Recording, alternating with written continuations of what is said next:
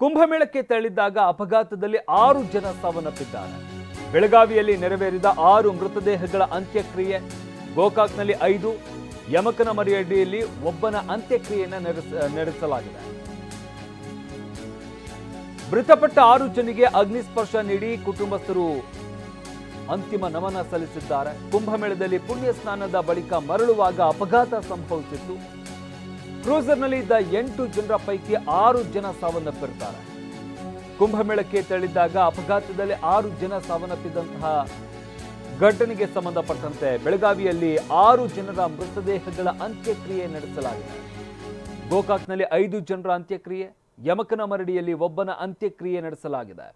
ಮೃತಪಟ್ಟ 6 ಜನರಿಗೆ ಅಗ್ನಿಸ್ಪರ್ಶ ನೀಡಿದ ಕುಟುಂಬಸ್ಥರು ಕುಂಭಮೇಳದಲ್ಲಿ ಪುಣ್ಯ ಸ್ನಾನ ಮಾಡಿ ವಾಪಸ್ ಬರಬೇಕಾದಂತಹ ಸಂದರ್ಭದಲ್ಲಿ ಕ್ರೂಸರ್ ವಾಹನ ಅಪಘಾತಕ್ಕೀಡಾಗಿರುತ್ತೆ.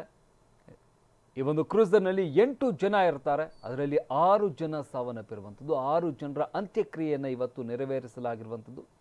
ಬೆಳಗಾವಿಯಲ್ಲಿ 6 ಜನರ ಮೃತದೇಹಗಳ ಅಂತ್ಯಕ್ರಿಯೆಯನ್ನು ನಡೆಸಲಾಗಿದೆ. ಗೋಕಾಕ್ನಲ್ಲಿ 5, ಯಮಕನಮರಡಿಯಲ್ಲಿ ಒಬ್ಬನ ಅಂತ್ಯಕ್ರಿಯೆ ನಡೆಸಲಾಗಿದೆ. ಮೃತಪಟ್ಟ 6 ಜನರಿಗೆ ಅಗ್ನಿಸ್ಪರ್ಶ ನೀಡಿದ್ದಾರೆ ಕುಟುಂಬಸ್ಥರು.